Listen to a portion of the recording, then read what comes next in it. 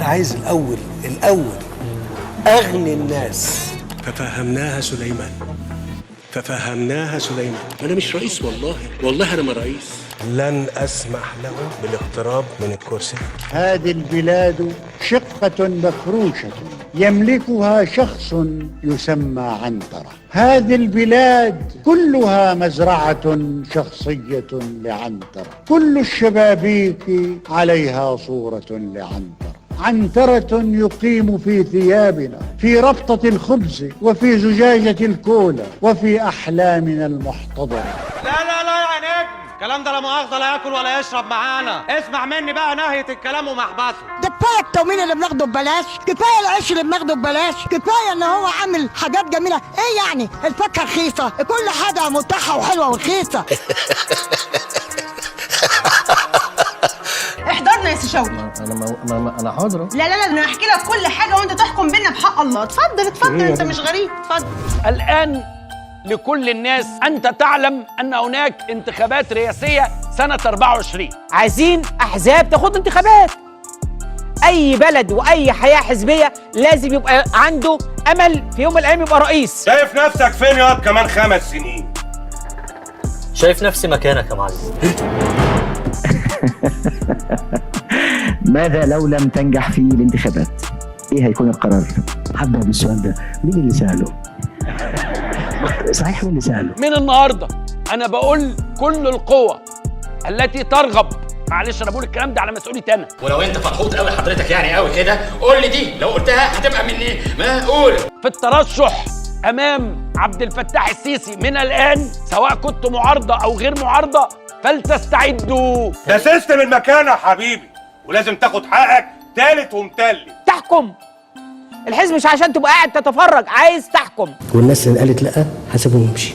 مش هو ده المعيار ولا ايه؟ ولا إرادة الناس؟ يا سلام يا أخي، والله العظيم أخلاقك العالية دي أحرجت ميتين أهلي وخلتني هعيط. يعني لو قوى المعارضة في مصر من الآن تقرر انها هتساند انسان من دلوقتي، هتقف ورا واحد من دلوقتي. اعذرني فيما سأقول، لكن أنا أنقل أنه سيتم تجهيز حضرتك لكي تكون واجهة لانتخابات قادمة أو بديل. الولد عايز يبقى رئيس جمهورية، الولد عايز يبقى رئيس جمهورية وقد يترشح. ودعوا يا لمبي، أشوف وشك على خيرة الله. اللي هو في إيه اللي هيحصل يا لمبي؟ إن لله وإنا إليه راجعون يا أبو صلاح. أنا مستعد في كل سنة أعمل انتخابات في مصر، كل سنة أعمل انتخابات، بس قلت شرط واحد: ثمن تكاليف الانتخابات ادفعوها انتم. من أجل كفاح الدبلوماسية، من أجل صراع الحرية، من أجل قتال الآخر. قول كلمتك في الحدث الجغرافي التاريخي. اللي عايز بيفكر بيحلم يبقى رئيس، ادينا مواصفات ساعدنا إن الناس دي تعرف تعمل إيه. والله جزء من الموضوع ده مسؤوليتي حتى. طبعا لازم تفهم يا واد ان انا مفيش حد في الدنيا وقف قصادي الا ودوسته. صح. أحمد خنصوع ضابط العامل بالخدمة بالجيش المصري العظيم أعلن اعتزامي الترشح لمنصب رئيس الجمهورية أنا البديل. المحكمة العسكرية أصدرت حكمها على العقيد أحمد خنصوع بالسجن 6 سنوات بعد جلسة مرافعة واحدة. هو بعيد عنك داخل عينيه مغربة وشكله ابن موت. واعتبارا لخبراتي الطويلة بالقوات المسلحة التي اكتسبتها بعملي في جميع المراكز، أعلن عن رغبتي في التقدم للانتخابات الرئاسية القادمة في مصر. ده اللي أنا خايف منه بقى، ده اللي أنا خايف منه. توجه بكل العرفان والامتنان لدولة الإمارات العربية الذين استضافونا بكل الكرم. يصل القاهرة الآن على متن طائرة خاصة مرحلا من دولة الإمارات العربية. انت عارف يعني ان المؤمن مصاب. الله يفتح عليك. لإعلان نية الترشح من المهجر، إنه يجي بلده ويقول أنا بترشح عشان أبقى رئيس مصر أهو، وسطكوا أهو يا شعب مصر أهو. أيها الشعب السيد في الوطن السيد، اصحى وركز معايا يا معلم. أنني قد عقدت العزم على تقديم أوراق ترشح لمنصب رئيس الجمهورية. قال الجيش المصري في بيان له إن سامي عنان ارتكب جريمة تزوير. استنوا، حتى ابوك يا كابتن الموت وقعت، وحتى ابوك مش تعمل حاجه. معتبرا ان ترشح عنان تحريضا صريحا ضد القوات المسلحه المصريه. انت مشعل فتيل الثوره وهم يعوموا على عومه. والله العظيم انا بحلف بالله العظيم، انا كنت اتمنى ان يكون موجود معانا 1 و2 و3 و10 من افاضل الناس، وتختاروا زي ما انتوا عايزين. انا تهت وانا كمان. طب اضحك. ترشحي للرئاسة أداء لواجب وطني مصر محتاجة. انا شكلي بقى باين عليا، لازم اضرب السايب عشان يخاف المربوط. هل تنتوي الترشح لانتخابات الرئاسة؟ لا قاطعة. لا مستريحة. صاحبك ماله حسن؟ معلش يا بيه عنده قرحة في المعدة. مش في المعدة. وبيقول يعني احنا كنا عايزين نحس عارفين هو اللي هينجح، بس كنا عايزين حد يبقى موجود معاه كده. طبعا بتوع الجامعة وماله انا بس عايز اقول لهم على حاجه، يعني انتوا بتكلموني في موضوع انا ماليش ذنب فيه خالص. تكوش ليه؟ انا هموت هتقف ورا واحد من دلوقتي هتقول لي معوقات ومشاكل. هي الحياه السياسيه كده، يجب ان تناضل لكي تصل. الاعتزال المبكر بطولة ولا ايه؟ والله انت بتعرف تسوق؟ والله يعني مش متأكد. انت عبيط يا ابني. ما انا لسه ما جربتش اصلي. يبقى ما بتعرفش. مش يمكن لما اجرب اطلع بعرف. ومش كل ما يعرف يقال. مش كل ما يعرف يقال. خلينا نشوف سيادة الرئيس قال لنا ايه. هتكلم على ما يتردد من ان الازمه اللي احنا موجودين فيها هي ازمه بسبب المشروعات القوميه، وهسال السؤال بيقول علل. شايف ان في مستقبل مشرق ومبهر باذن الله قريبا؟ ها؟ مفيش. طيب ايه رايك يا ريس؟ ألم ينتج عن تلك التداعيات ما يعرف دوليا الآن بالأزمة العالمية لغلاء المعيشة؟ الأزمة اللي موجودة مصرية مش عالمية، فهو يقول لك لا ما تاخدوه مال العالم بالله. مال العالم؟ أليس من المنطقي والطبيعي بل والمحتوم أن تنعكس هذه الأزمة علينا في مصر؟ يا خسارة. ده انت اللي خسارة عليا، ده انت هتوكسني وهتخلص عليا. وتكون لها تداعيات سلبية كبيرة، ونحن جزء من الاقتصاد العالمي. نهار اسود، بس ده موضوع كبير قوي يا باشا. شفت بقى؟ قدم ذرائع بانه اللي احنا عايشين فيه ده انا مش مسؤول عنه، انه الظروف والخارج وكورونا والازمه الروسيه الاوكرانيه وكل الكلام اللي انا اسف جدا ان انا اقول ان هو غير صحيح. فهمت؟ والنبي انت يا برنس، دي اسرع من اللي انا قلتها. طيب انا برضو عايز اقول الشبكه القوميه للطرق، انا ساعات انا بلف كتير لوحدي، يعني اقول يا ترى لو ما كانش ده اتعمل كانت الناس هتمشي ازاي؟ ما حدش بيسال نفس السؤال ده، يقول لو ما كانتش الشبكه دي اتطورت بالطريقه ديت كانت الدولة دي هتمشي ازاي؟ هو انا كنت عاوز الفت نظركم لحاجه مهمه. قول يا ولد. مش في عصر الخديوي اسماعيل، يعني الخديوي اسماعيل لما جه كان مصر كلها تراب ومفيش شوارع، فبنى شوارع وبنى دي يعتبر بنى بنيه استراكشر حقيقيه يعني. يا انت جايبنا تهزقنا يعني؟ انت جايبنا ساعتك تهزقنا هنا يعني؟ هي القضيه اللي حصلت ايه؟ انا بكلمكم بمنتهى الصراحه، وده والله ما اقصد بيه اساءه لاي حد، ان احنا اضطرينا نعمل كل حاجه، احنا بنشتغل في كل حاجه. يبقى راجل طيب هقول لك على حاجه. ما نراه الان هو اسوأ اداء لاي سلطه في اخر 200 سنه على الاقل. كم؟ مش عايز خلاص. ما كانش عندنا طرف ان انا اقول اولويات، اسيب حاجه واخلي حاجه لوقت تاني. المونورول، مدينه العالمين، الجلاله، هل هذه ضرورات؟ ما حدش بيسال نفس السؤال ده. وانت بتستلف من البنك الدولي او من صندوق النقد الدولي في 2016؟ اعتقد لا، واعتقد ان هو ده التبعات اللي احنا بنراها الان. كل جنيه بنصرفه احنا مستلفين نصه وبيكسب. لا بيخسر، يبقى ربنا بيعاقبه. الخلاصة اللي أنا عايز أقولها، السيد رئيس الجمهورية الحالي يقدم أسوأ أداء في آخر 200 سنة على الأقل. الخلاصة يعني الخلاصة مش محتاجة إيه تفسيرات. طب من الآخر عشان نخلص بقى، من الآخر خالص يعني. إن ما كانش عندنا طرف أو سوء تقدير في الموضوع، لا طرف يعني احنا ما كانش مهم وعملناها، ولا سوء تقدير في الموضوع. هي الدولة اللي على قد حالها تنشئ ليه مدينة ترفيهية، تنشئ ليه تاخد كل الاستثمارات وتضعها في مدينة العالمين. هل يا ترى المشاريع دي كانت مشاريع ممكن ما تتعملش ولا كان لازم تتعمل؟ ما شاء الله ما شاء الله، يبقى لازم نكرمه. البانجو يا ولد. في حاجة تانية حد عنده يعني محتاج الموضوع ده يتقال له كل يوم؟ أنا عندي ثقة في الناس وعندي ثقة في الشعب المصري إن هو فاهم ده وشايفه، بس أنا بأكد عليه. كل الأوهام والادعاءات بأنه الناس معانا والناس بتحبنا والناس بتأيدنا تتهاوى أمام طلب بسيط جدا. اعمل استفتاء أو اعمل انتخابات حقيقية عشان تكتشف إن أنت عايش في وهم حقيقي. قولي نفسك بقى، فوق يا موهوم يا ابن الموهومة. كنا بنقول إنها يعني سلطة أبوية، لكن واصلين لما هو أكثر من ذلك، إنه يعني إحنا بنحكم بتفويض إلهي. أنا عايز يوم القيامة ربنا يشيلني كل حاجة عملتها. عايزها كامل؟ والله لا أحاجي الكل يوم القيامة قدام ربنا على اللي إحنا بنعمله. وانه اللي جابني ربنا واللي يحاسبني ربنا واللي هيمشيني من مكاني ربنا. ايه اعمل ايه؟ ربنا يكتبها لك يا رب. وشد حجرك واتفرج انا هعمل ايه. اطلب اخراج النائب احمد طنطاوي من القاعه. النتائج الاوليه لفرز الاصوات تظهر خسارته لمقعده البرلماني. ده اجراء كده احنا بنعمله هنا عشان خاطر يعني نطمن الناس ويبقوا في الامان يعني. امبارح كان لينا زملاء متنافسين عاملين مؤتمرات في الشارع في وقت الصمت الانتخابي، واحنا لما كنا بنحاول نعمل قعده صغيره في مطعم في وقت الانتخابات كانوا بيروحوا يكسروا المطعم ويهددوا صاحبه. من حته انت عارف عرضوا عليا اخد في التجمع ما رضيتش. ليه بقى؟ التجمع مش امان. مش امان. انت تعرف تمشي في التجمع؟ لا انا هنا، لكن هنا امان. لان انا يعني طبعا متابع الكلام اللي بيتقال كويس. طريقة إدارة ملف مياه النيل، قضية الوجود لمصر، وليس من حق الرئيس إنه يترشح زي ما كان الدستور بيقول وزي ما هو وعد، وطريقة التعامل مع الأرض في حاجات زي تيران وصنافير. ومهم قوي إن أنا مش هرد عليه نظري، لا يهمني إن أنا أرد عليه مش عشان حاجة، عشان أفهمه أقول أنا مش هضربه، أنا بس هفهمه. أحمد طنطاوي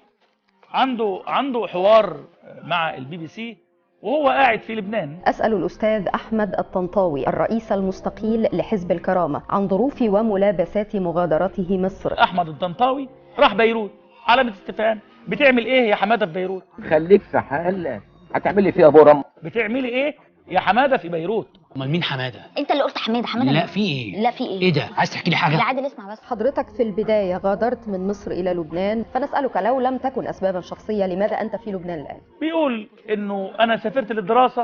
انا هنا للدراسه. ايه الرياكشن ده؟ لاكمل اعداد نفسي علميا وعمليا لخطواتي المستقبليه. ولست ممن يخضعون للتهديد.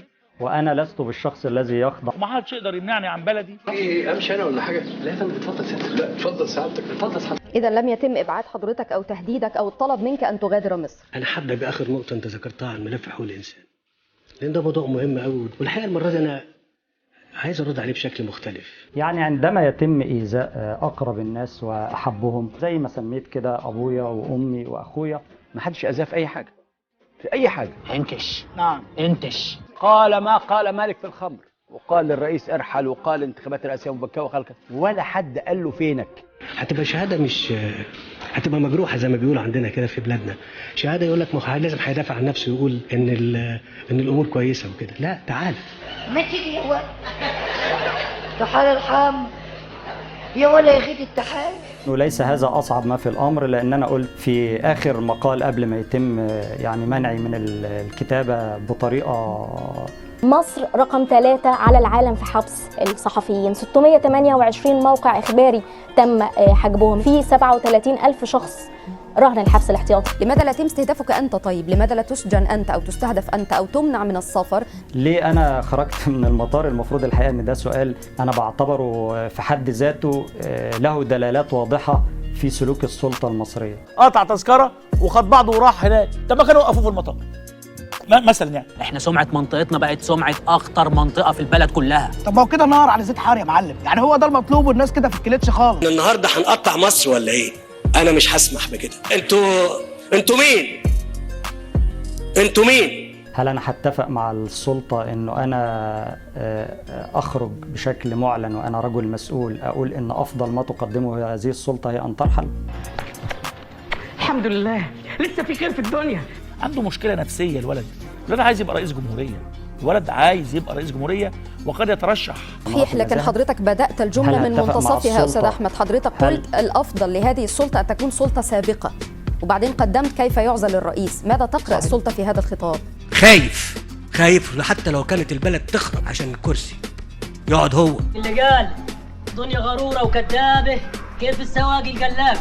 زي ما قلت كده بوضوح وببساطة وبكرر تاني، اجي على نفسي واجنب مؤقتا اللي بيني وبين السلطه دي وهو كثير، مش هجنبه بمعنى ان انا اغفر فيه او انساه، لانه ده لا من حقي ولا من حق غيري. الله عليك، احسنت يا ابني والله. يعني كان هناك خلاف مع حضرتك قبل هذه الحلقة عن أنك لا تريد أن توصف باعتبارك معارضا، مع أنك قلت في حوارات السلطة والمعارضة، السلطة ونحن المعارضة. نحن لما يتحط صندوق انتخابات في ظل قوانين عادلة وإجراءات سليمة نستجلي بشكل واضح إرادة الشعب المصري، ساعتها هنعرف مين الأغلبية ومين المعارضة. هوب دبل كيك. انت بقى معلمين. المرشح الرئاسي السيد الرئيس عبد الفتاح السيسي وصل إلى مقر اللجنة الانتخابية للإدلاء بصوته 9 ساعات يا دكتور. وعلى بركة الله الماراثون الانتخابي. نبدأ الانتخابات الرئاسية، انتخابات الرئاسة، انتخابات رئاسة الجمهورية 24 ويبدأ الاقتراع. اقتراع ولمدة 3 أيام. ايه النفخ ده؟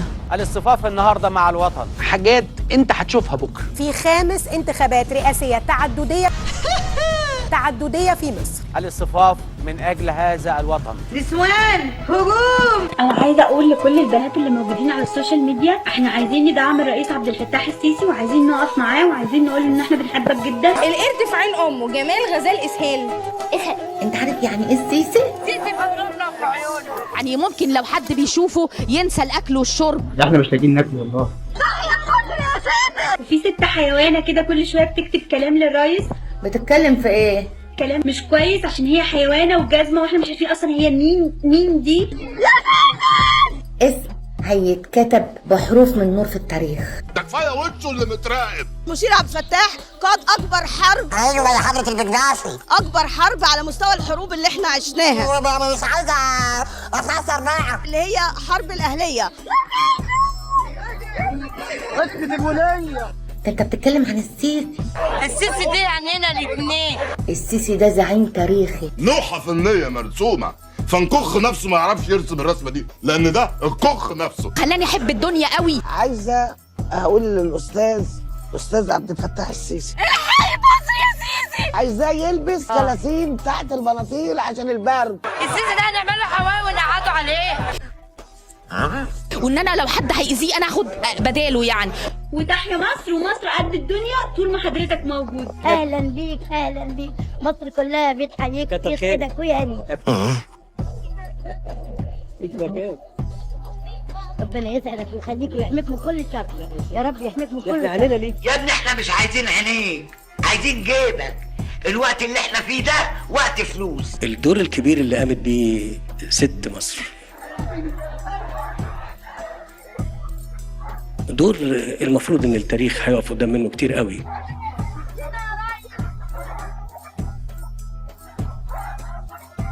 والرهان على الست المصرية اللي هي خافت قبل كده على بلدها ووقفت، هي برضو اللي هتقف وتخلي بالها من بلدها. بقول للرئيس بجد انا بحبك بجد بجد بموت فيه. معلش انا اعذريني يا سيادة السيدة الأولى بجد، بس انا بعشقه.